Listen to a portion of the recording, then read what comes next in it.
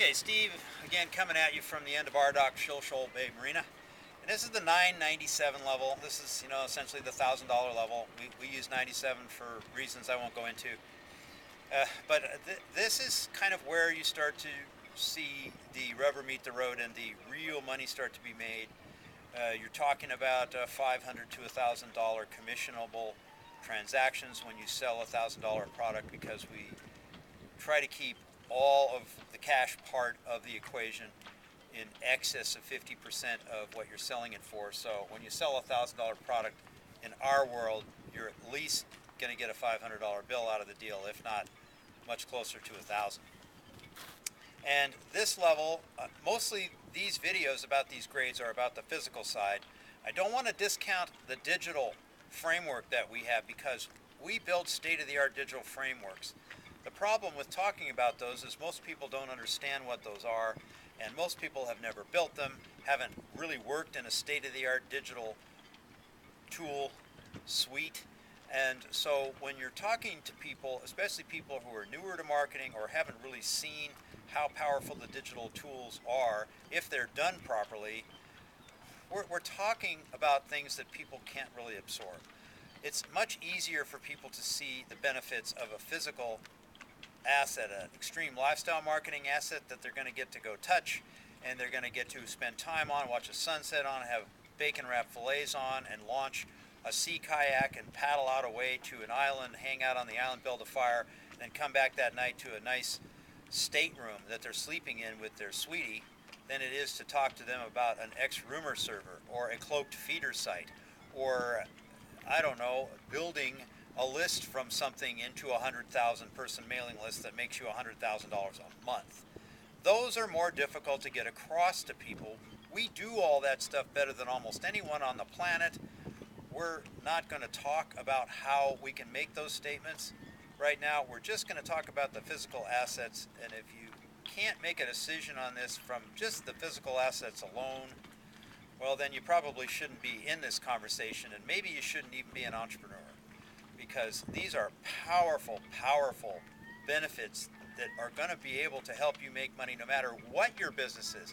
Even if it's not digital, even if it's not online, even if it's just 4 restaurants that you own, or a beauty salon, or you have a hot dog stand and you want to make that hot dog stand more money. These physical assets can do that for you. The digital is just a perk, it's a benefit, and it's a powerful one, and you're going to learn more about that side.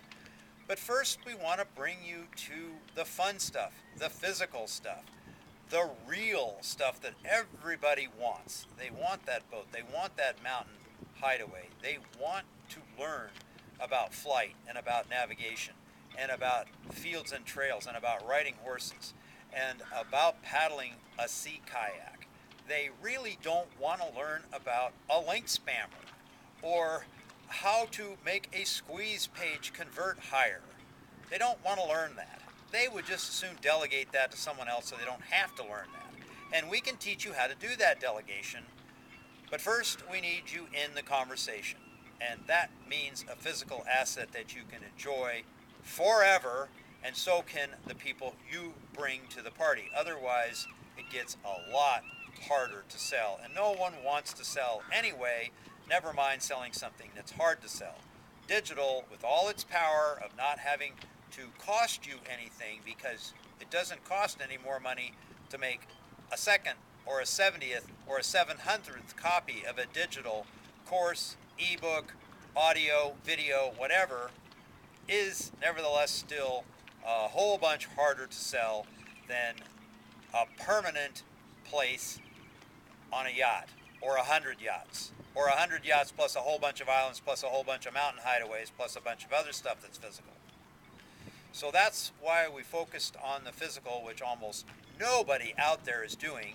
That's what monopoly power is about. When you have a monopoly and no one else has bothered or thinks it's important to build these much more difficult to accomplish physical recruiting infrastructure assets, well, then you just kind of walk on water, because it's a monopoly power. And if you have something no one else does, you're just in the catbird seat. So the vessels in this level, the 997, are the Chris and the Queen and the Ket. And the Chris is a Chris craft. It's a big one. I won't go into the details of it.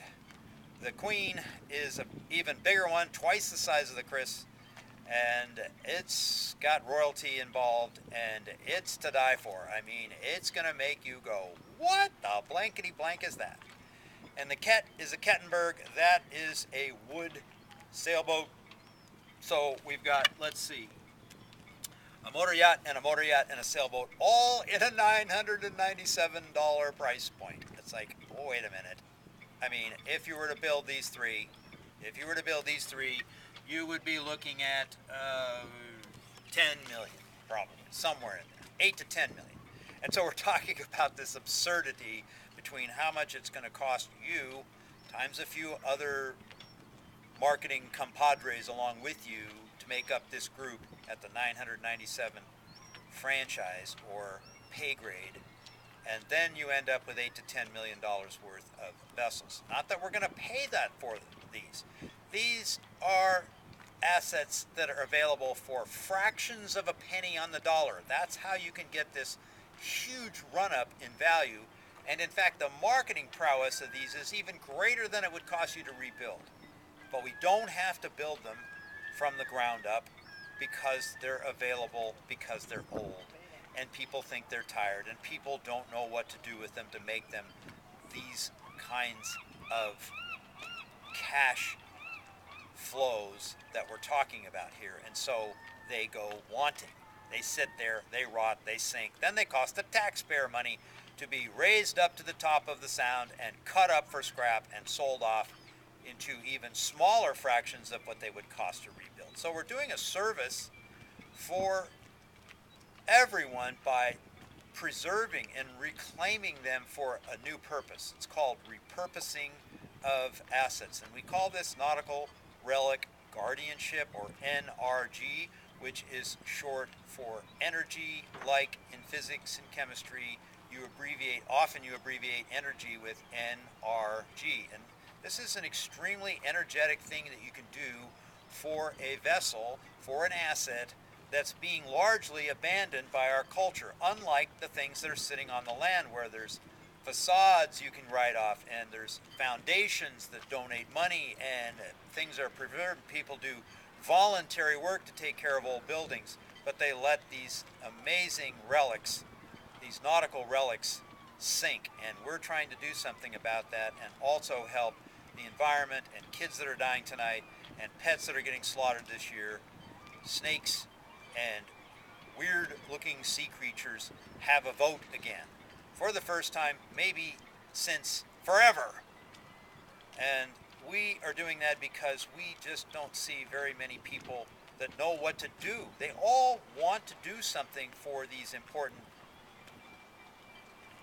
downtrodden underdog demographics on our planet, but they don't know what to do, and we're trying to supply a solution, however small, however insignificant, that may turn things around. Hopefully it will turn some things around, at least get people thinking differently about their position on Earth versus the position of creatures that really don't have a vote, really can't do anything to save themselves from extinction.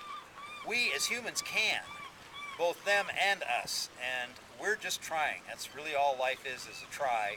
We're not even convinced that we can turn this around. It's so far gone. But we're going to try, and we're going to have a whole bunch of fun, make a whole bunch of money trying, and you can do the same if you see the wisdom of trying to help the wildlife of planet Earth.